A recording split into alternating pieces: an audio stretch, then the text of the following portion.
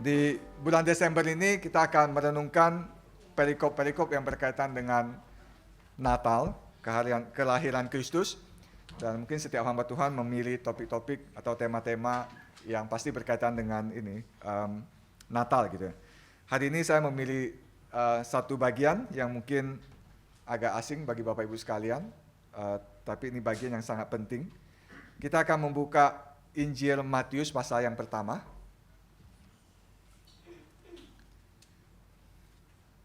Injil Matius pasal yang pertama, kita akan baca ayat 1 sampai 17 secara silih berganti. Saya akan membacakan ayat yang ganjil dan Bapak Ibu akan membaca ayat yang genap. Injil Matius pasal yang pertama, ayat yang pertama. Inilah silsilah Yesus Kristus, anak Daud, anak Abraham.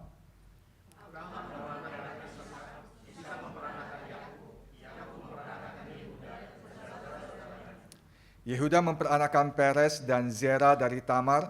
Peres memperanakan Hezron. Hezron memperanakan Ram.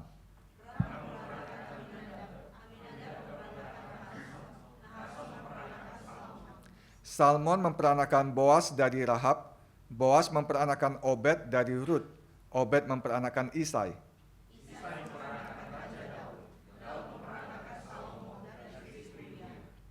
Salomo memperanakan Rehabeam. Rehabeam memperanakan Abia. Abia memperanakan Asa.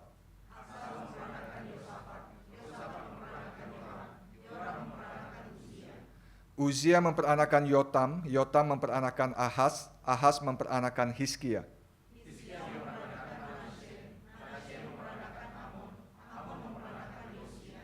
Yosia memperanakan Yekhonya dan saudara-saudaranya pada waktu pembuangan ke Babel.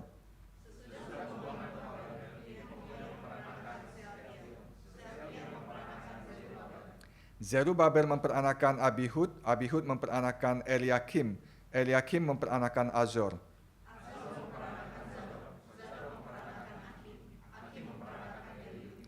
Elihud memperanakan Eleazar. Eleazar memperanakan Matan. Matan memperanakan Yakub.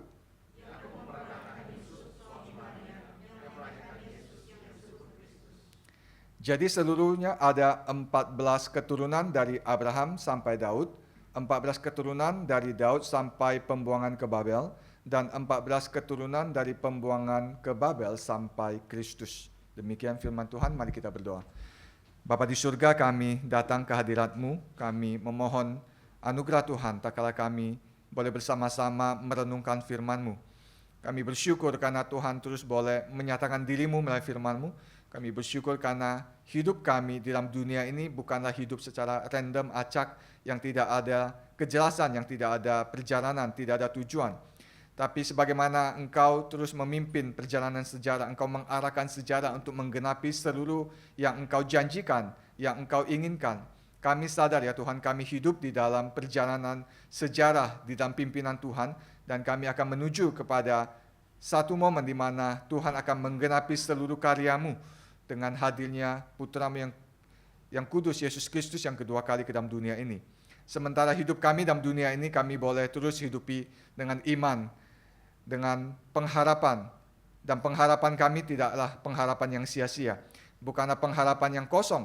Bukanlah pengharapan yang tidak ada dasarnya. Karena kami melihat Tuhan yang telah menuntun, memimpin, dan menggenapi janji-Mu dalam sejarah. Dan oleh sebab itu kami juga percaya Engkau terus akan memimpin sejarah ini kepada penggenapannya. Oleh sebab itu berkati kami pada pagi hari ini dalam perenungan kami, sehingga kami boleh menikmati kelimpahan firman-Mu dan kami boleh menikmati kekayaan karya Tuhan dalam dunia ini. Dengarlah doa kami, di dalam nama Tuhan Yesus kami berdoa. Amin. Bapak Ibu sekalian, kalau Bapak Ibu nonton film, biasanya setelah film, kita tahu filmnya sudah selesai, terus semua orang sudah siap-siap pergi gitu ya. Padahal tayangan filmnya belum selesai.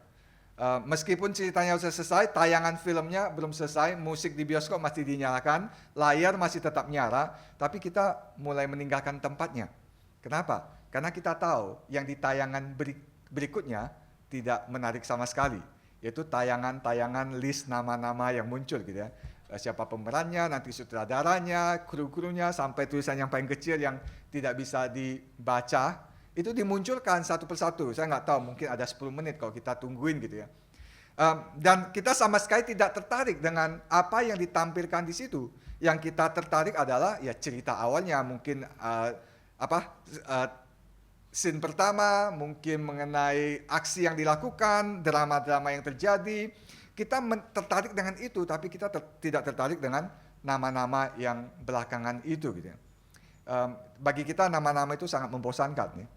Kecuali kalau nama kita ada di sana. Mungkin kita perhatikan baik-baik. Wah, ternyata nama saya muncul juga. Ya. Kita tidak tertarik dengan nama itu karena bagi kita nggak ada kaitannya, nggak ada relevansinya, nggak ada kepentingannya. Yang penting ceritanya, yang penting film yang saya mau nonton gitu ya. Tapi settingnya akan berbeda kalau misalnya Bapak Ibu sedang mungkin yang daftar kuliah, sedang menunggu hasil kuliah gitu ya, dan hasil siapa yang akan diterima itu namanya akan di print out dan ditempelkan di papan. Atau Bapak Ibu yang melamar pekerjaan dan harus mengikut ujian dan mau tahu Bapak Ibu lulus atau tidak ujian tersebut, maka Bapak Ibu akan sangat tertarik dengan nama-nama yang ditempelkan di situ. Saya pernah sekali dulu, udah lama sekali, lamar pekerjaan di satu perusahaan besar di Indonesia gitu ya. Dan itu semua orang di satu tempat yang begitu besar, saya nggak tahu ada berapa. Saya perkirakan mungkin ada 500 lebih orang yang ikut ujian gitu ya. Karena ini satu perusahaan besar dan dia banyak bisnisnya, jadi satu kali ujian semuanya diuji gitu. Ujian pertama itu setengah hari dari pagi sampai jam makan siang. Dan ujian pertama itu ya mengenai psikologi, mengenai matematika, logika dan sebagainya. Saya sangat ingat di sebelah saya ada beberapa orang lulusan universitas negeri. Saya nggak salah sebut universitas di mana. Sarjana kimia dan mereka sudah kerja. Dan setelah selesai ujian itu kita makan siang dan saya mendengarkan ocehan mereka. Mereka bilang, ini tadi ujiannya gampang. Tadi pastilah kita lewat gitu ya. Sedangkan saya dak-dikduk ya. Ini kayaknya lewat atau tidak. Ini mahasiswa sudah lulus sih, tapi baru mulai kerja, kita mau mulai kerja gitu. Tapi mereka pede banget ya, mereka akan lulus. Ya, satu lulusan dari top university dan mereka sudah kerja. Begitu namanya ditempelkan muncul, semua orang datang dan semua orang dengan sangat-sangat gairah melihat, mencari. Mencari apa? Nama saya ada di situ nggak? Ternyata nama saya ada di situ dan nama mereka tidak ada di situ. Mereka shock gitu ya. Kok bisa? Saya tidak lulus, nama saya tidak ada di situ. Tapi kenapa kita tertarik dengan nama itu? Karena ya ada kaitan dengan kehidupan kita, ada kaitan dengan masa depan kita. Sama seperti Matius mencatat mengenai kisah Kristus dan dia mulai dengan silsilah. Sebenarnya silsilah ini kalau judul silsilah itu kan kita pikir hanya ayat 1 sampai 17 ya. Tapi dalam bahasa aslinya lebih tepat diterjemahkan inilah buku asal muasal Yesus Sang Mesias. Dengan kata-kata begitu, Matius dengan jelas mau menyampaikan satu pesan bahwa dia sedang menulis buku, dia sedang menulis satu kisah, dan kisah ini adalah kisah Yesus, Sang Mesias. Bagi kita waktu mendengarkan Yesus Kristus, kita sudah biasa. Yesus Kristus, bahkan kita pikir nama Yesus Kristus itu adalah nama dia, padahal nama dia adalah Yesus, dan Kristus itu adalah titel gitu, yang dalam bahasa Ibrani yaitu Mesias. Sangat berbeda nuansanya bagi orang Yahudi waktu mendengarkan atau membaca. Inilah permulaan atau kisah atau buku catatan mengenai Yesus Sang Mesias. Langsung mereka akan stop. Maksudnya apa? Yesus Sang Mesias. Kenapa kamu mengatakan Yesus itu Sang Mesias? Dan bukan cuma itu, dilanjutkan lagi oleh Matius mengatakan Yesus Sang Mesias itu dia adalah anak Daud, dia adalah anak Abraham. Maka dalam bagian ini sangat penting kenapa Matius memulai dengan silsilah. Ya. Tadi saya katakan waktu mencari pekerjaan kita tertarik nama kita ada atau tidak ada. Waktu kita mau ujian lulus atau tidak lulus kita perhatikan nama kita ada di sana atau tidak ada di sana. Ada satu lagi yang saya sangat percaya Bapak Ibu akan sangat menunggu-nunggu nama Bapak Ibu ada di sana atau tidak ada. Jikalau hal itu berkaitan dengan warisan. Mendadak orang konglomerat Indonesia gitu ya. Mengatakan saya akan membagikan uang saya yang begitu banyak itu kepada banyak orang. Dan itu mereka akan menjadi ahli waris saya. Maka ada syaratnya. Syaratnya adalah yang menjadi ahli waris saya harus yang punya marga dengan marga Pen. Nggak boleh yang lain. Maka saya yang bukan warga Pen pun akan ganti nama saya menjadi Rudy Pen gitu ya. Yang namanya mungkin tadinya Yusuf Pangestu, langsung ganti nama menjadi Yusuf Pen gitu. Semua orang mendadak merasa harus tahu ini asal muasal orang itu dari mana. Apakah dia dari warga Pen? Kalau dia dari warga Pen, dia punya kemungkinan bisa mendapatkan warisan tersebut. Peristiwa yang sama terjadi waktu penulis kitab Tawarik itu menulis mengenai kitab 1-2 Tawarik, yaitu dalam konteks bangsa Israel pulang dari pembuangan di Babilonia. Bayangkan satu bangsa yang diporak-porandakan demikian oleh Tuhan, dibuang ke Babel, dan akhirnya mereka menunggu waktu yang dijanjikan oleh Tuhan dan mereka bisa kembali ke tanah perjanjian, ke Yudea, ke Samaria, ke Yerusalem. Dan mulai pada saat itu mereka mulai memikirkan, kita mau menatakan kembali kehidupan bangsa ini. Bukan cuma kehidupan masyarakat, tapi kehidupan agama. Kehidupan agama itu berarti kita perlu ada orang-orang yang melayani sebagai imam, kita perlu orang melayani di bait suci dan sebagainya. Siapa yang boleh melayani sebagai imam? Siapa yang boleh melayani di bait suci? Keturunan Lewi. Tapi siapa keturunan Lewi sekarang? Semuanya sudah porak-poranda, bagaimana kita tahu si A, si B, si C itu keturunan Lewi atau bukan? Maka silsilah itu sangat penting. Belum lagi urusan tanah. Bagaimana warisan tanah yang sudah diberikan oleh Tuhan di zaman Yosua. Bagaimana saya bisa klaim tanah ini milik saya? Kalau saya adalah dari suku Yehuda, saya dari suku Benyamin, saya dari suku-suku yang lain. Bagaimana saya bisa tahu? Dari silsilah. Maka silsilah itu punya kepentingan makna yang sangat penting yang berkaitan dengan saya dapat tanah atau tidak, saya bisa melayani sebagai imam atau tidak, atau hal-hal yang lain yang berkaitan dengan kehidupan bangsa Israel. Dan hal ini dipakai oleh Matius, karena Matius menulis Injil Matius yang sangat bernuansa ketat dengan keyahudian. Dia menulis Injil Matius dengan satu asumsi, orang-orang yang membaca Injil Matius itu tahu cerita belakangannya. Cerita apa? Cerita di perjanjian lama, cerita mengenai bangsa Israel, cerita perjanjian Allah kepada Abraham, cerita mengenai perjanjian Allah dengan Daud dan sebagainya. Dia menulis dengan konteks pembaca itu tahu apa yang menjadi pengharapan Israel di masa pembuangan dan pengharapan Israel setelah mereka kembali dalam pembuangan. Maka yang mereka nanti-nantikan itu adalah kapan Tuhan menggenapkan janjinya akan datangnya Sang Mesias. Kapan Tuhan yang telah berjanji bahwa umatnya akan kembali, nanti akan ada Mesias yang akan membebaskan umatnya dari musuh-musuh mereka. Kapan itu digenapi? Dan waktu kita membaca silsilah ini sejarah kan. Meskipun nama-nama ini kita mencoba membacanya juga kadang-kadang berepotan gitu ya. Kita siapa ini nama-namanya? Kita tahu nama-nama tertentu, kita tahu Abraham, kita tahu Daud, kita mungkin tahu Rut karena ada kitab Rut. Tapi setelah itu siapa ini namanya? Ada beberapa nama raja-raja. Tapi sisanya kita sama sekali tidak tahu gitu ya. Mungkin yang terakhir yang kita tahu itu adalah Zerubabel. Kenapa? Karena Zerubabel memimpin bangsa Israel di angkatan pertama, batch pertama untuk kembali dari pembuangan ke tanah Palestina, tanah perjanjian gitu ya. Tapi setelah itu kita nggak familiar dengan nama-nama ini. Tapi waktu kita menelusuri bagaimana cara Matius menulis, kita melihat Matius itu sedang menulis sejarah yang dikaitkan dengan sejarah Sang Mesias, mengenai keturunan asal muasal nenek moyang yang Sang Mesias. Tapi ada satu aspek yang sangat penting juga. Kenapa Matius menulis dengan cara seperti ini? Bukan cuma nama-nama untuk menunjukkan itu loh. Yesus itu, kenapa dia Mesias? Karena dia keturunan Daud, dan bukan cuma keturunan Daud, dia keturunan Abraham. Tapi ada satu cara yang khusus, yang khas, yang ditulis oleh Matius di dalam dia membaca sejarah seluruh Israel. Kapan sejarah Israel dimulai? Tuhan memanggil Abraham, ya kan? Abraham, Ishak, Yakub itu menjadi nenek moyangnya bangsa Israel.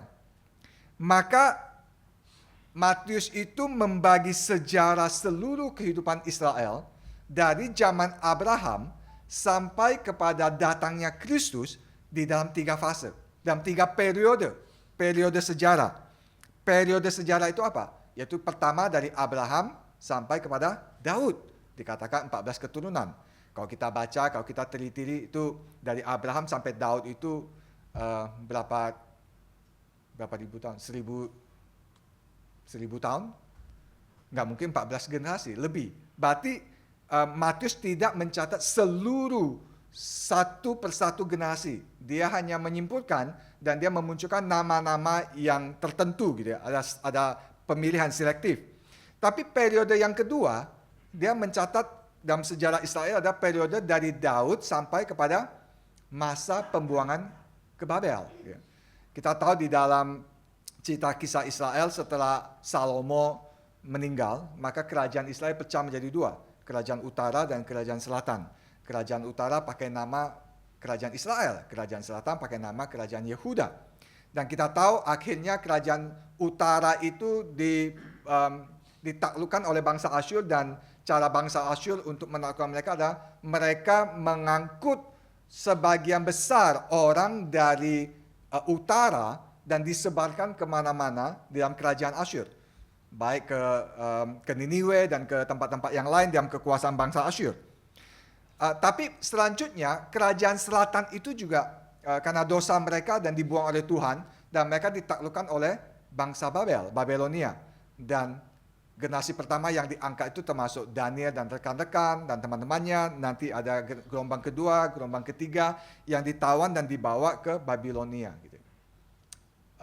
Mereka dibuang. Mereka di dalam konteks teologi kita menganggap mereka dibuang dari hadapan Tuhan. Mereka dibawa ke timur, ke Babilonia. Dan dalam konteks itu periode kedua bagi Matius. Apa periode ketiga? Ini yang sangat penting. Periode ketiga bagi Matius dalam sejarah Israel adalah dari semenjak pembuangan ke Babel sampai Kristus datang pertama kali. Berarti Matius sedang mengatakan bahwa sebelum Kristus datang pertama kali dan dimulai dari masa pembuangan ke Babel, status kehidupan umat Tuhan itu apa? Status kehidupan yang dihadapi, realita yang dihadapi oleh bangsa Israel itu apa? Yaitu realita pembuangan. Mereka ada di dalam pembuangan. Secara teologis mereka ada di dalam pembuangan dari hadapan Tuhan.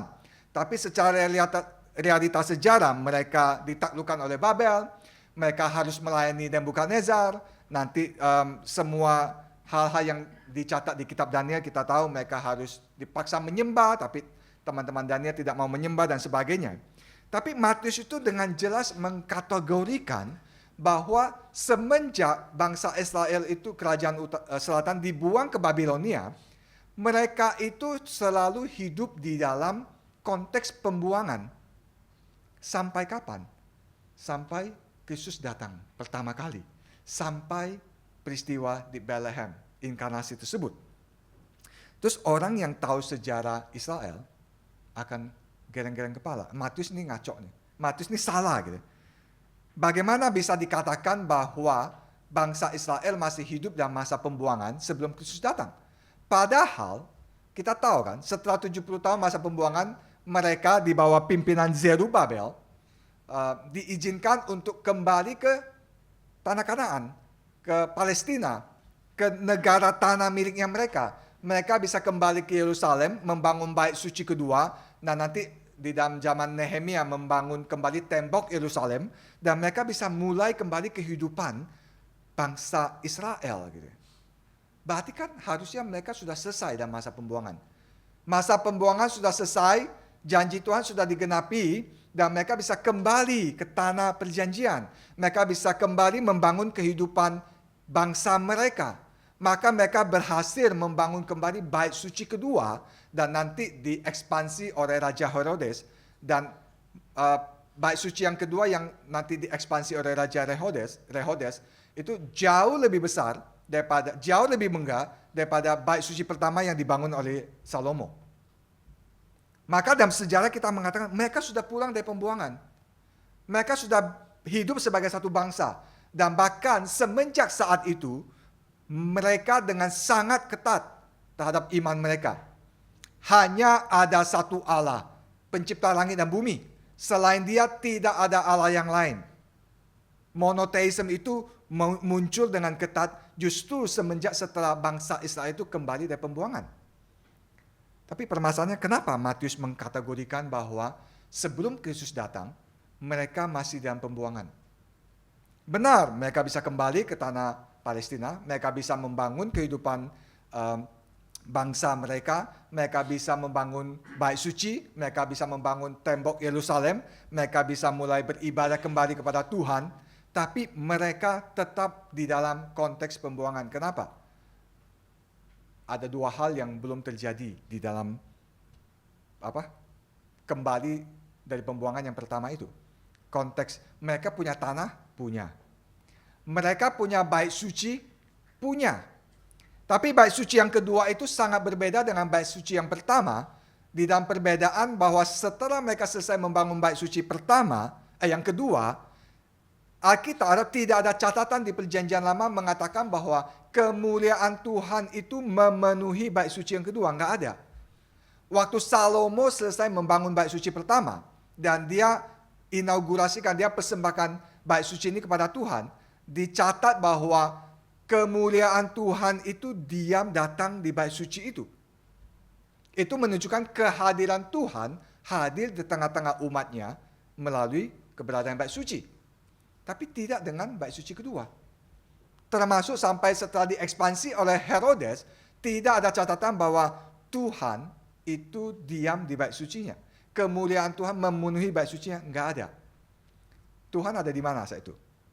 Kemuliaan Tuhan ada di mana? Kalau kita baca di Yehezkiel, pasal 11 nanti selanjutnya. Yehezkiel mencatat bagaimana kemuliaan Tuhan itu meninggalkan bait suci yang pertama, dari ruang maha suci ke pintu sampai ke gerbang bait suci di sebelah timur, sampai keluar kota Yerusalem, sampai berdiam di Bukit Zaitun di sebelah timur. Berarti Yehezkiel mendapat penglihatan bahwa Tuhan sudah meninggalkan bait sucinya. Tuhan sudah meninggalkan kota Yerusalem. Tuhan sudah meninggalkan umatnya yang ada di situ. Pertanyaannya, kapan Tuhan itu kembali? Itu salah satu pengharapan Israel bahwa bahwa Yahweh Allah Israel akan kembali ke Sion, akan kembali memenuhi bait sucinya dan bersama-sama dengan umatnya. Tapi mereka tidak pernah mengalami itu. Mereka ada kebaktian? Ada. Mereka ada ritual agama? Ada. Mereka masih mempersembahkan korban untuk pengampunan dosa? Masih. Mereka masih mempelajari Taurat, semakin giat mempelajari Taurat. Tapi semua kegiatan agama mereka itu cacat. Kenapa cacat? Karena yang mereka tunggu-tunggu itu tidak datang. Yaitu kemuliaan Yahweh yang kembali ke Sion itu tidak mereka alami. Yang kedua yang mereka tidak alami adalah janji akan datangnya Mesias. Mesias itu akan datang, Mesias itu akan membebaskan mereka dari perbudakan, Mesias itu akan membangun kembali kerajaan Daud, dan Mesias itu akan menjadi raja atas mereka dan memimpin mereka dan menaklukkan bangsa-bangsa. Dan itu sama sekali tidak terjadi meskipun mereka sudah kembali dari pembuangan. Mereka tetap di bawah pemerintahan Persia, Cyrus, nanti di bawah pemerintahan Yunani, Alexander Agung, nanti di bawah pemerintahan Kekaisaran Romawi, bahkan sampai Kristus. Mereka masih hidup dalam realita bahwa mereka ditaklukkan oleh bangsa-bangsa lain.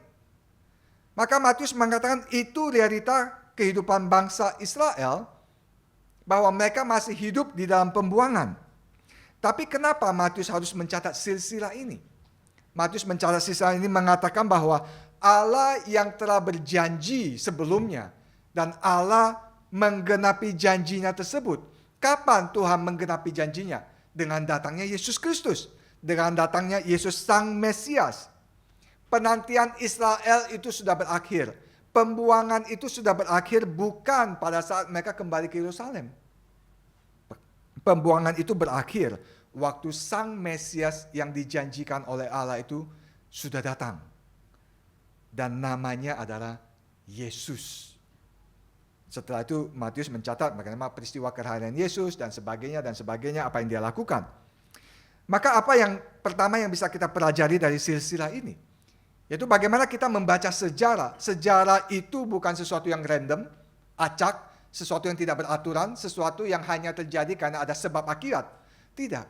Sejarah itu adalah sejarah pekerjaan Tuhan di dalam dunia ciptaannya. Apa yang Tuhan janjikan kepada umatnya, selama apapun mereka menantikannya. Mungkin sampai mereka itu sudah mulai kecewa, sudah mulai memikirkan apakah ini PHP, janji-janji palsu. Tapi gimana bisa mengatakan Tuhan janji palsu? Kalau kita merenungkan di masa lalu, dia terus menggenapi janji-janji dia. Bagaimana dia membebaskan umatnya sesuai janjinya kepada Abraham, Ishak dan Yakub. Bagaimana dia mengangkat Daud sebagai raja dan berjanji kepada Daud bahwa keturunan Daud, dinasti Daud itu tidak berkesudahan. Tapi kapan Tuhan menggenapi janjinya? Nggak tahu. Bagaimana Tuhan akan menggenapi janjinya? Nggak tahu. Kapan waktunya? Nggak tahu. Mereka menantikan beratus-ratus tahun. Bahkan di dalam pembelajaran teologis kita mengatakan dari masa kitab terakhir kan di kitab kita adalah Mariaki untuk penutup kitab Perjanjian Lama dan dimulai dengan Matius. Para ahli mengatakan kalau kita memperhatikan kapan Mariaki dicatat sampai Matius dicatat, ada satu periode yang disebut periode intertestamentum, yaitu diperkirakan 400 tahun. Di dalam 400 tahun ini, para ahli mengambil posisi bahwa Tuhan tidak mengirim nabi untuk bernubuat, untuk berbicara kepada umatnya. Bukan berarti tidak ada nabi. Nanti kita baca di Lukas pasal 2, ada nabi wanita yang namanya Hana. Tetapi Tuhan tidak membangkitkan nabi untuk menubuatkan apa yang dia janjikan atau memprediksikan apa yang kapan akan digenapi janjinya. Tidak ada tulisan-tulisan yang di dalam kanonisasi kita dianggap sebagai utusan Tuhan kepada para nabi untuk berkata-kata. Enggak ada. Berarti kita bisa mengatakan selama 400 tahun itu Tuhan diam. Tuhan tidak berfirman seperti dia berfirman di masa-masa lalu. Sekali lagi bukan berarti tidak ada tulisan-tulisan yang penting pada saat itu, banyak tulisan-tulisan yang penting. Tapi itu tidak masuk dalam kanonisasi Alkitab kita. Maka penantian itu terus dinantikan oleh mereka. Maka di bacaan di Lukas tadi, waktu Yohanes Pembaptis muncul, mereka mulai mikir kan, jangan-jangan ini Mesias yang dijanjikan. Waktu Tuhan Yesus memecahkan 5 roti dan 2 ikan dan membagi-bagikan kepada lebih daripada 5.000 orang, bahkan ditafsirkan mungkin 12.000 orang kalau hitung suami, istri, dan anak-anak gitu ya. Mereka itu langsung cerik matanya. Wah, kalau kita punya raja seperti ini lebih dari konglomerat gitu ya. Dia bisa memberi makan begitu banyak orang dengan hanya 5 roti 2 ikan. Maka Yohanes mencatat saat itu mereka ingin menjadikan Yesus sebagai raja dengan paksa. Gitu. Maka Yesus menyingkir. Dia tidak mau gitu ya. Maka mereka mulai wanti-wanti. Yohanes Pembaptis kah? Atau jangan-jangan Yesus kah? Tapi Matius mengatakan ini silsilah Yesus Kristus bahwa dialah Sang Mesias. Buktinya apa kalau dia Sang Mesias? Apakah dia keturunan raja? Matius bilang iya, dia keturunan Daud. Tapi bukan cuma keturunan Daud, tapi juga keturunan Abraham. Berarti Matius mengatakan bahwa Yesus Kristus, Sang Mesias tersebut, akan menggenapi janji Tuhan kepada Daud, tapi juga menggenapi janji Tuhan kepada Abraham. Apa janji Tuhan kepada Daud? Yaitu akan ada raja yang duduk di atas takhta Daud, yang menjadi Mesias yang memimpin umatnya. Apa janji Tuhan kepada Abraham? Bahwa melalui Abraham dan keturunannya, semua bangsa akan diberkati. Maka Matius itu sudah kasihin bahwa Sang Mesias ini datang bukan hanya untuk Israel. Sang Mesias ini datang bukan hanya untuk alasan politik yang diinginkan oleh bangsa Israel. Tapi Sang Mesias ini datang juga untuk menggenapi janji Tuhan kepada Abraham bahwa melalui keturunan Abraham, bangsa-bangsa akan diberkati.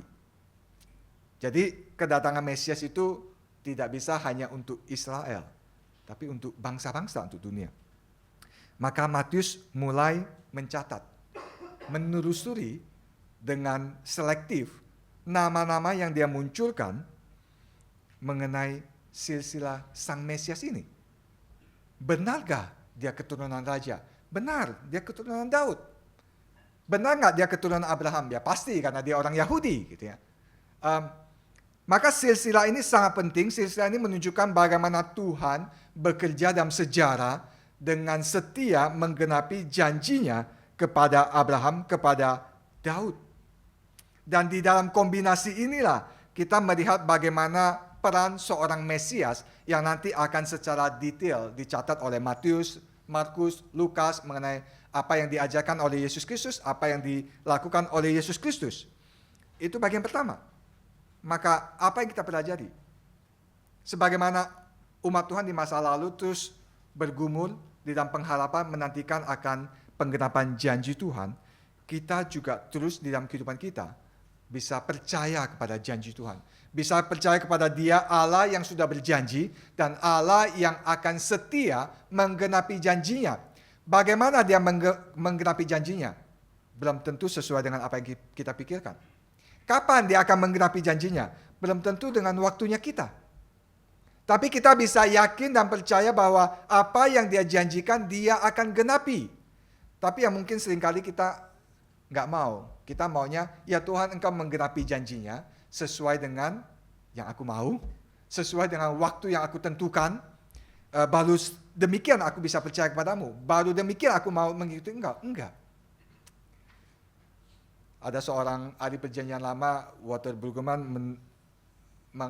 mengangkat satu topik yang selalu diberitakan oleh dia, yaitu Allah Israel, yaitu Allah kita, itu adalah Allah yang bebas. Maksudnya apa?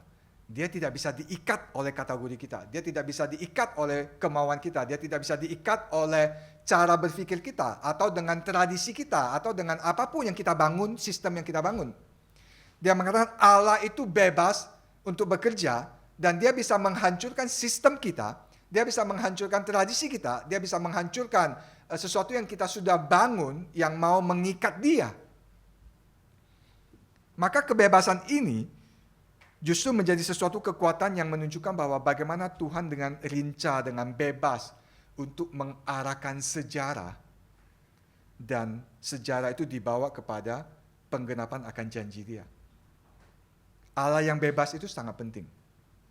Berarti Dia tidak bisa dipaksakan seturut dengan pikiran kita. Nanti di bagian kedua saya angkat. Kalau menurut kita, harusnya silsilah yang dicatat itu tidak seperti ini. Kenapa? Karena di bagian kedua, ini sangat penting. Bagian kedua menunjukkan bagaimana Tuhan yang bebas itu bekerja dan memberikan anugerahnya, bahkan merombak segala suatu kategori-kategori yang bagi kita itu tidak mungkin, mustahil, dan kita membacanya kita akan geleng-geleng kepala. Apa itu, Pak? Coba perhatikan nama-nama yang ada di sini yang Bapak Ibu sangat familiar. Di dalam silsilah, di dalam khususnya masyarakat patriarki zaman kuno, bahkan sekarang dalam tradisi, mungkin tradisi Asia dan sebagainya, yang sangat menonjolkan pria, lelaki. Wanita itu apa? Wanita itu, wanita second class gitu ya. Wanita itu kesaksian itu nggak diterima. Wanita itu tidak bersuara di masyarakat. Ini masyarakat patriarki, bahkan sampai sekarang masih ada seperti itu kan. Maka jikalau engkau mau, dan saya mau menulis silsilah, jika saya punya resume gitu ya, saya mau bikin resume atau CV yang saya pakai mungkin untuk daftar ke universitas yang tertinggi atau perusahaan-perusahaan yang tertinggi, apa yang tulis di sana? Saya akan tulis di resume saya hal-hal yang mantap-mantap dong, hal-hal yang bagus-bagus dong. Kalau saya bisa tulis di dalam resume saya bahwa saya anak, misalnya, siapa presiden kita? Anak Prabowo gitu ya. Saya anak Prabowo. Siapa Prabowo? Presiden Republik Indonesia. Tidak tahukah Anda? Terus kedua, saya cucunya, ini lucu-lucuan ya, saya cucunya Lee Kuan Yew. Siapa Lee Kuan Yew? Mantan presidennya Singapura. Maka saya akan daftarkan semua nama-nama yang indah-indah itu, yang agung-agung itu, yang diakui oleh dunia. Dan saya akan daftarkan menunjukkan bahwa ini loh saya ini dari keturunan ningrat, bangsawan, saya punya koneksi politik, saya punya koneksi militer, saya punya ini, punya itu. Maka nggak ada alasan bagi engkau untuk menolak saya. Mungkin masuk ke Harvard, ke Oxford, atau ke perusahaan terhebat di dunia dan sebagainya. Kita akan membangun resume kita dengan hal-hal yang mengangkat martabat kita dong. Mungkin skill kita, mungkin sertifikat-sertifikat yang kita punyai, koneksi-koneksi, semua program yang kita ikuti. Saya ingat kita tuh hidup di zaman yang dikatakan anak-anak dari kecil itu harus mulai mengumpulkan portfolio. Ngerti ya portfolio? Misalnya, anak saya waktu kecil belajar gambar, lukis dengan seorang guru yang sangat baik gitu ya. Dan guru itu sangat encouraging, sangat mendorong mereka. Ayo, kamu berkreasi, ayo kamu pikirkan ini, pikirkan itu, kamu bisa melukis, nanti kalau ada pameran, dia selalu kirim ke anak saya, ayo kita ada proyek, mikirkan tema dan saya akan bimbing kamu melukis dan kalau diterima ya mungkin nanti kamu dapat penghargaan, mungkin nanti ada pameran. Saya ingat waktu kecil anak saya dengan sepupu mereka dikumpulkan dan mereka akhirnya bikin dinosaurus dari karton, dari apapun, dan akhirnya diterima dan pamerannya di Galeri Nasional di dekat Gambir di Jakarta Pusat gitu ya. Itu portfolio dan dikatakan kamu harus mulai kumpulin portfolio. Kalau pemusik ya ikut kompetisi, kalau menang itu portfolio dia. Kenapa? Karena manusia akan melihat portfoliomu. Kalau kamu mau sekolah musik yang di Jerman atau di Amerika yang terkenal, mereka akan melihat portfolio kamu apa. Kapan kamu belajar, achievement apa pencapaian kamu apa? Itu dunia, itu manusia. Maka di dalam membangun baik resume kita, baik silsilah kita akan memunculkan yang bagus-bagus, yang indah-indah, yang mantap-mantap gitu ya. Bapak Ibu tidak akan menulis suatu hari saya jatuh ke dalam dosa, saya lagi sendirian di kamar terus nonton pornografi. Konyol kan menulis itu ya. Oh saya sudah menikah, tapi karena saya tidak setia, saya ada orang ketiga, dan akhirnya keluarga saya berantakan. Gak mungkin kan menulis itu. Tapi itu yang ditulis oleh Matius. Silsilah Yesus Sang Mesias itu diisi dengan nama-nama wanita yang di dalam posisi masyarakat saat itu gak ada tempatnya. Itu adalah bagi orang modern ini cara penulisan silsilah yang bodoh gitu ya. Coret semua wanita, tampilkan yang bagus-bagus. Apalagi tampilkan semua raja-raja yang dikatakan taat kepada Tuhan. Tampilkan kepada raja-raja yang punya prestasi yang tinggi. Itu baru cocok dengan profilnya Sang Mesias. Tapi Matius mencatat ini ada yang namanya Tamar. Siapa Tamar? Saya tidak membahas satu-satu ya. Baca di Kejadian pasal 38. Bagaimana Tamar itu adalah menantunya Yehuda. Dan Tamar itu menikah dengan anak Yehuda, anak laki-laki yang meninggal. Dan peraturan hukum Taurat, suami yang meninggal supaya punya anak, nanti saudara laki-laki yang lain itu menikahi sang janda tersebut. Anak kedua menikahi, meninggal. Anak ketiga menikahi, meninggal. Yehuda garuk kepala. Nanti saya kehilangan anak semua. Anak laki-laki hilang. Terus, tapi hukumnya begitu. Dan dia punya satu anak laki-laki yang masih kecil. Dan Yehuda mengatakan kepada Tamar, kamu pulang dulu ke rumah ibumu. Nanti tiba waktunya, saya akan memberikan anak itu menjadi suamimu. Bagi kita mengerikan gitu ya. Tapi itulah realita konteks saat itu. Dan Tamar itu nggak salah. Tamar itu berhak menuntut kepada mertuanya, mana calon suami saya. Tapi Yehuda sembunyikan, tidak mau berikan, dan akhirnya Tamar melakukan sesuatu yang bikin kita syok gitu. Dia akhirnya tidur dengan Yehuda dan punya anak. Siapa anaknya? Disebut di sini adalah Peres dan Zerah. Dan melalui skandal ini, Tuhan terus melanjutkan rencananya. Dari keturunan Peres nanti muncul siapa lagi? Muncul yang namanya Rahab. Rahab di bagian kitab di Ibrani dikatakan dia pelacur. Nama-nama ini kalau kita telusurin sejarahnya, itu sejarah yang bagi kita tuh, ini bukan orang saleh, ini bukan orang yang terhormat, ini bukan orang yang harusnya dipilih menjadi silsilah Sang Mesias, enggak. Ini orang-orang yang latar belakangnya membuat kita menutup muka gitu. Pasti kalau kita menulis silsilah, saya tidak akan bangga menuliskan saya adalah keturunan Tamar dan Yehuda, enggak. Tapi justru dalam bagian ini apa yang mau dikatakan oleh Matius? Matius mengatakan ada satu aspek yang sangat penting, ada beberapa aspek kita berenungkan. Yang pertama adalah identitas. Identitas itu apa? Apa yang membuat identitas kamu itu berharga atau tidak berharga?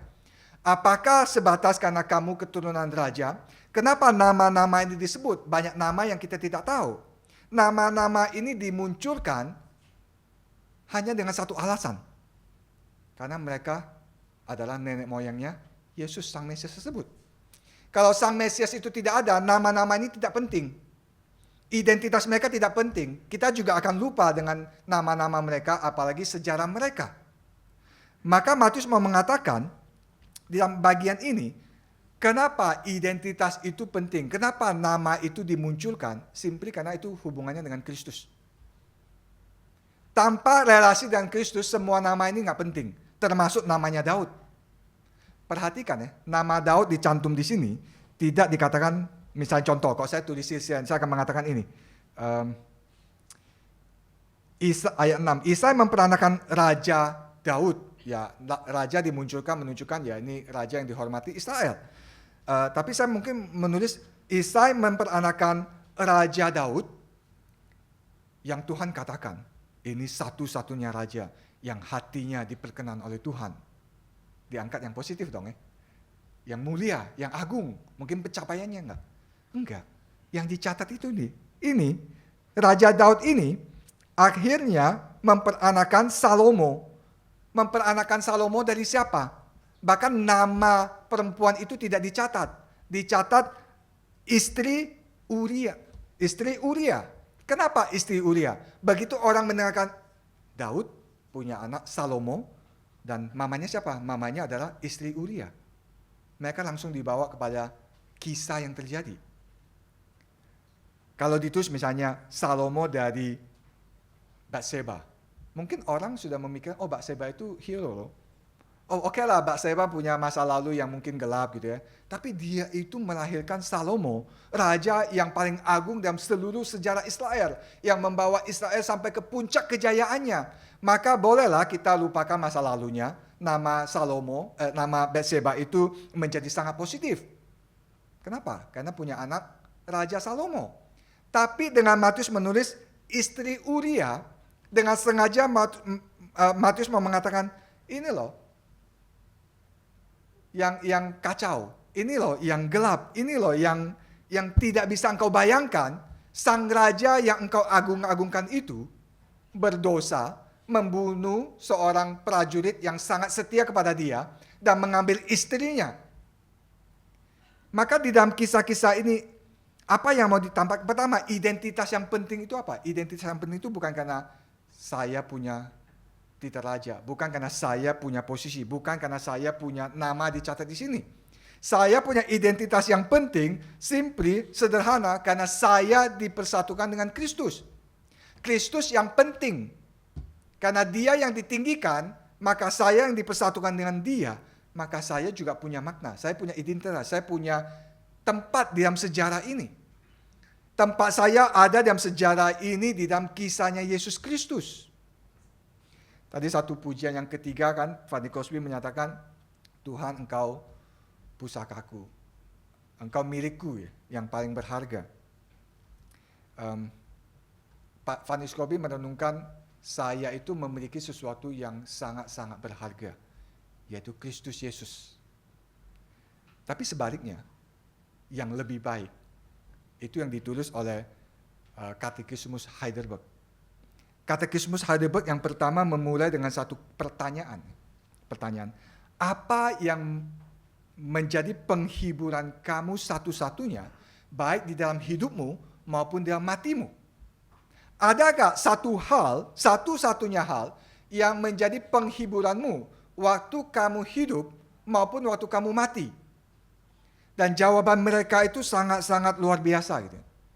Mereka mengatakan satu-satunya yang menjadi penghiburan saya dalam hidupku dan matiku adalah aku bukan milikku sendiri. Aku bukan membangun, ya ini parafrase atau tafsiran saya. Aku bukan membangun identitas diriku sendiri. Aku bukan mendapatkan penghiburan karena aku punya uang yang banyak, punya pekerjaan yang cemerlang, mempunyai titel yang banyak, mempunyai jabatan yang tinggi dan sebagainya. Enggak.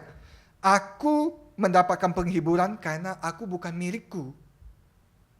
Tapi aku, baik secara tubuhku, secara jiwaku, baik dalam hidupku maupun dalam matiku, aku adalah milik juru selamatku yang setia, yaitu Yesus Sang Mesias. Kenapa ini sangat penting? Karena kalau kita mengatakan aku punya identitas dan itu penting karena aku punya titel, aku punya duit, aku punya keluarga yang baik, aku punya pekerjaan yang baik, semuanya itu bisa hancur. Semuanya itu bisa hilang. Semua itu dalam sekejap bisa menghancurkan kita. Karena kita membangun identitas kita dari kemuliaan-kemuliaan yang dicari oleh dunia ini. Dalam sekejap, semua itu bisa hilang. Dan kadang-kadang itu terjadi dalam dunia ini. Satu buku yang kami lagi bahas di KTB yaitu Allah-Allah palsu yang ditulis oleh Timothy Keller gitu ya. Dan Timothy Keller mencatat di bagian awal bagaimana orang itu dalam sekejap itu hancur, yaitu pada peristiwa 2008 krisis finansial global yang dimulai dari Amerika nanti sampai ke mendunia. Orang yang masih punya miliaran dolar di bank account dia itu bunuh diri. Kenapa bunuh diri? Padahal tabungannya masih banyak. Karena dia tidak bisa menghadapi realita bahwa semua yang dia bangun itu hancur dalam sekejap. Belum lagi yang hutangnya, belum lagi yang melakukan penipuan dan sebagainya. Semua reputasi, kekayaan, dan posisi yang dibangun dari kecurangan itu dalam sekejap dihancurkan dengan kejadian krisis finansial global. Waktu tahun 98, Asian Financial Crisis, kita kadang mendengarkan pengusaha-pengusaha yang masih banyak duitnya loh di bank, tapi bunuh diri. Kenapa? Karena seluruh harapan mereka hancur. Seluruh yang mereka bangun itu hancur. Maka identitas apa yang kita bangun, dan penulis Katekismus Heidelberg itu mengatakan satu-satunya yang menghibur saya, baik waktu aku hidup maupun waktu aku mati, adalah karena aku milik Kristus. Identitasku itu penting, identitasku itu bermakna, namaku itu ada tempatnya dalam sejarah ini karena aku dipersatukan dengan Kristus. Itu yang Matius catat. Maka orang yang serohani apapun, jangan sombong. Orang yang sehebat apapun, jangan sombong. Raja Daud hebat, tapi dicatat dosanya di sini. Tamar, si Rahab, mungkin kalau Rut kita mungkin, Rut kan baik. Rut itu menantu yang luar biasa baik gitu ya. Rut itu bahkan memberikan dirinya, meninggalkan segala sesuatu untuk mengikuti Naomi dan menyerahkan dirinya kepada Yahweh, Allahnya Israel. Kita mungkin pikir Rut itu positif dan bagi bangsa Israel, Rut itu satu figur perempuan yang baik gitu ya, yang bijak gitu. Tapi jangan lupa, dia bukan orang Israel, dia orang Moab, dia orang luar. Maka orang-orang seperti ini ada tempat di dalam rencana Tuhan. Ada tempat di dalam sejarah Tuhan. Mereka yang pendosa sebesar apapun tidak perlu hancur jika mereka disatukan dengan Kristus. Mereka yang bahkan raja tertinggi pun tidak boleh sombong. Mereka yang serohani apapun bisa hancur jika mereka tidak dipersatukan dengan Kristus. Yang kedua, dikatakan dalam silsilah ini mengenai 4 wanita, bahkan 5 nanti Maria, dikatakan bagaimana Allah itu berkuasa atas dosa. Bagaimana Allah itu bahkan bisa menaklukkan dosa. Orang-orang yang namanya dicatat di sini ada orang-orang berdosa. Raja Daud yang diagungkan ada raja yang berdosa. Tapi Tuhan justru menaklukkan realita dosa itu dan menggenapi rencananya, menunjukkan bahwa anugerah yang dia berikan itu begitu luar biasa. Tidak ada satu tempat yang begitu gelap, yang begitu hancur, yang begitu hina, yang dimana anugerah Tuhan itu tidak bisa sampai di sana dan mengangkat dia. Nggak ada. Maka ini penghiburan yang luar biasa bagi kita. Orang yang terpuruk serendah apapun, bisa ada tempat jika dia dalam Kristus. Pendosa sebesar apapun bisa diampuni. Bahkan kisahnya bisa dicatat menjadi satu kisah yang begitu agung dan mulia karena penebusan yang Kristus lakukan. Coba bayangkan, penjahat yang disalibkan bersama dengan Kristus. Apa yang bisa dibanggakan dari hidupnya? Dia nggak ada kesempatan untuk berbuat baik, dia nggak ada kesempatan untuk bertobat, dia nggak ada kesempatan untuk turun dari kayu salib dan bersaksi bagi Kristus. Tapi dia bersaksi di atas kayu salib. Dia mengatakan, Yesus, ingatlah aku waktu engkau kembali dengan kerajaanmu. Itu kesaksian dia. Dan kisah dia dicatat. Dan kita baca beribu-ribu tahun. Kenapa itu menjadi signifikan? Karena pendosa sebesar apapun ada tempat di dalam penebusan Kristus. Tapi jangan salah. Jangan mengatakan, kalau gitu saya bisa berdosa terus. Kalau begitu, ya seburuk-buruknya saya berdosa apapun, nanti ada Tuhan berikan anugerah. Enggak. Nama-nama ini kalau dicatat, perhatikan baik-baik. Tamar itu tidak salah waktu dia mengelabui oleh si Yehuda. Bahkan Yehuda mengakui, engkau lebih benar daripada saya. Rahab itu tidak salah. Masa lalunya gelap mungkin. Dia bertobat dan dia menyerahkan dirinya mengikuti Allahnya Israel. Rut itu meskipun orang luar, orang Moab, dia meninggalkan segala sesuatu, meninggalkan keluarganya, meninggalkan budayanya, meninggalkan teman-temannya, meninggalkan tempat yang dia familiar untuk ikut ke Naomi, ke Bethlehem yang dia tidak tahu masa depannya seperti apa. Tapi dikatakan dia menempatkan dirinya di bawah naungan sayapnya Yahweh. Sama Daud, pendosa besar, iya. Tapi dia bertobat dan dia menuliskan mazmur yang terindah mengenai pengakuan dosa di Mazmur 51. Orang-orang ini pendosa, orang luar, orang yang tidak ada tempat di masyarakat, iya. Tapi mereka ditebus, mereka dipulihkan dan mereka menyerahkan diri kembali kepada Tuhan. Dan hidup mereka ditulis oleh Tuhan kembali menjadi kisah yang indah. Maka dalam bagian ini Tuhan menaklukkan dosa. Tuhan memberikan identitas. Tapi Tuhan juga mengingatkan melalui catatan Matius bahwa Sang Mesias itu bukan hanya untuk engkau, hai Israel. Sang Mesias itu punya misi yang jauh lebih luas. Bukan membawa engkau bebas dari penjajahan Romawi ataupun penjajahan Yunani, tetapi membawa engkau bebas dari penjajahan dosa dan membawa bangsa-bangsa yang hidup dalam kegelapan untuk bebas dari kegelapan dosa. Maka janji bahwa Yesus Kristus anak Daud, anak Abraham, di mana Allah akan menggenapi janji kepada Abraham melalui Yesus Kristus. Maka ada indikasi di sini bahwa ada misi yang Kristus harus kerjakan bagi bangsa-bangsa. Dan nanti Matius mencatat di bagian terakhir, Matius pasal 28, Tuhan Yesus mengatakan, pergilah ke seluruh dunia. Jadikan semua bangsa muridku. Baptis mereka dalam nama Bapa, Anak, dan Roh Kudus. Dan ajarkan kepada mereka semua yang aku perintahkan kepadamu. Dan aku akan menyertai engkau sampai seumur hidup. Ini misi. Misi yang digenapkan oleh Kristus dan dipercayakan kepada murid-muridnya untuk dilanjutkan dalam dunia ini. Dan dimulai dari mana? Dimulai dari silsilah ini. Silsilah di mana ada orang Moab yang mendapat anugerah Tuhan. Ada orang Kanaan, Tamar yang mendapat anugerah Tuhan. Mereka adalah orang-orang yang tidak ada tempat di dalam umat Tuhan awalnya. Tapi justru dalam kisah-kisah ini kita melihat Tuhan membawa bangsa-bangsa lain menjadi bagian dalam kisah karya penebusan Dia. Maka kenapa silsilah anugerah ini penting? Anugerah ini mengubah segala sesuatu. Anugerah itu mengubah identitas kita. Anugerah itu memberikan kita kekuatan untuk menaklukkan dosa. Anugerah itu mencakup bangsa-bangsa yang lain. Dan terakhir, di ayat 17. Matius mengingatkan, sebelum Kristus datang, mereka masih hidup di dalam pembuangan. Saya lebih suka pakai istilah pengasingan gitu ya. Karena pengasingan itu ada nuansa bahwa ada janji Tuhan membawa mereka kembali. Kalau pembuangan itu seperti keras banget ya, udah dibuang, nggak dipeduliin gitu. Enggak. Tuhan tidak pernah tidak peduli kepada umatnya. Di Yehezkiel itu sangat menarik, pasal 11.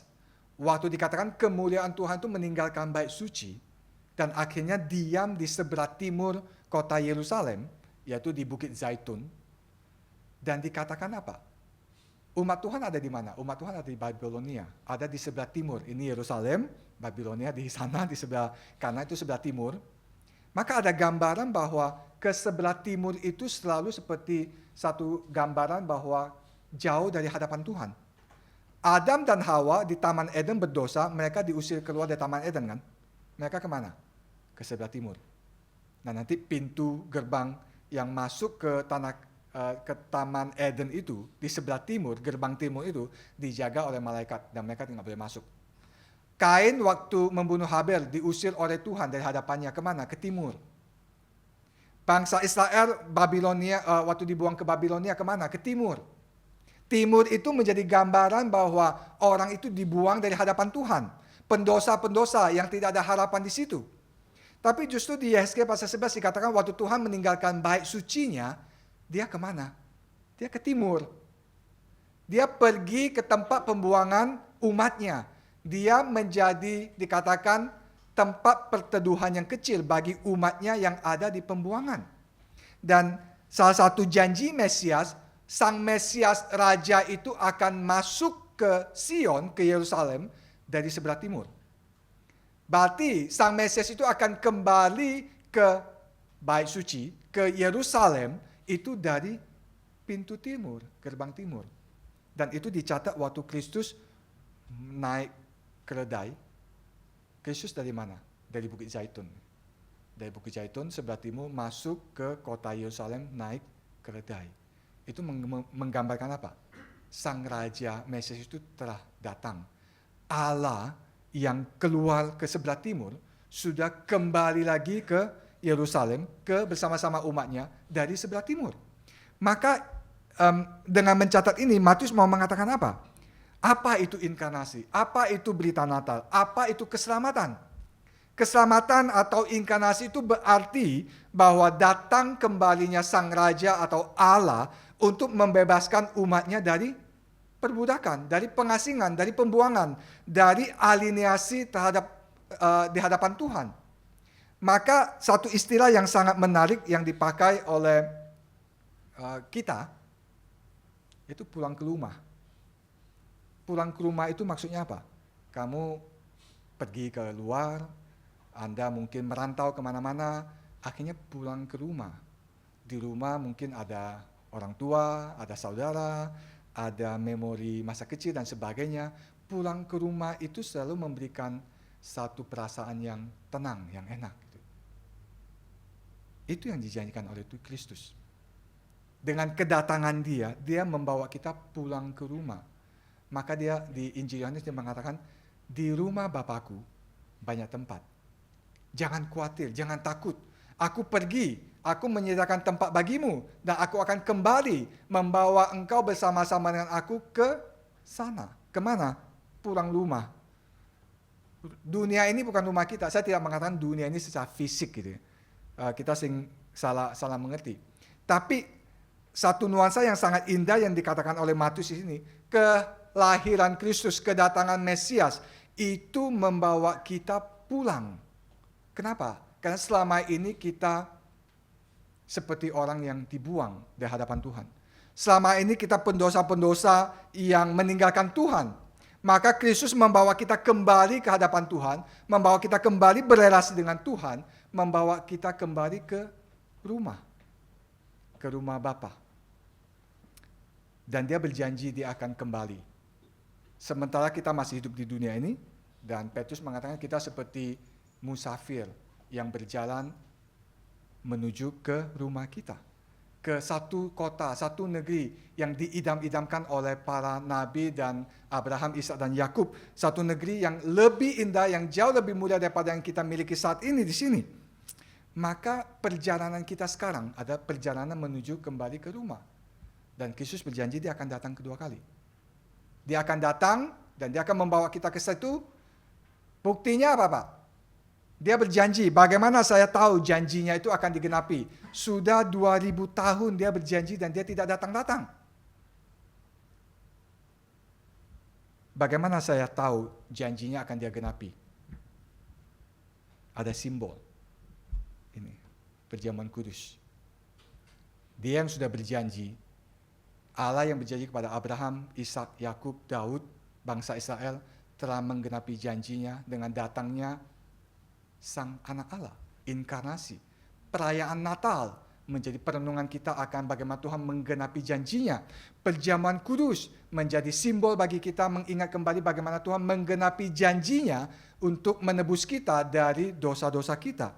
Ini simbol akan penggenapan akan janji Allah. Dan kita akan menikmatinya bersama-sama. Dengan simbol ini, dengan perayaan Natal, dengan kisah-kisah yang kita nikmati dalam Alkitab, kita beriman bahwa dia akan kembali lagi dan dia akan membawa kita ke sana. Kiranya Tuhan memberkati kita. Mari kita berdoa. Bapa di surga, kami datang ke hadirat-Mu. Kami bersyukur ada penggenapan akan janji-janji Tuhan yang boleh kami pegang di masa-masa yang lampau, yang juga dipegang oleh umat-Mu Israel di dalam penantian mereka. Dan kami mempunyai yang lebih daripada yang mereka miliki. Kami mempunyai peristiwa Natal yang bisa kami renungkan, yang bisa kami pegang. Satu peristiwa yang terjadi dalam sejarah, di mana anak Allah menjadi manusia untuk menggenapi janji-Mu, untuk menggenapi karya penebusan, untuk membawa kami dan membebaskan kami dari pengasingan, dari pembuangan, untuk membawa kami kembali kepada Bapa. Kami bersyukur kami punya simbol perjamuan kudus yang mengingatkan kami bagaimana Sang Anak Allah itu yang datang ke dunia, mengambil rupa hamba, dan diri sebagai manusia dia bahkan mati dan mati di atas kayu salib untuk membebaskan kami dari dosa, membebaskan kami dari kematian. Dengan simbol ini kami pegang, kami percaya akan janji-Mu bahwa Engkau akan datang kedua kali. Dan dalam pengharapan kami terus menantikan penggenapan janji-Mu, di mana Engkau akan memulihkan seluruh ciptaan-Mu. Engkau akan membawa kami kembali menikmati persekutuan yang erat bersama-sama dengan Engkau. Dan dalam peristiwa Natal ini Tuhan, kami menanti dengan iman. Bersama-sama dengan para orang-orang kudus kami berdoa, datanglah segera ya Tuhan. Terpujilah nama-Mu. Di dalam nama Tuhan Yesus kami berdoa. Amin.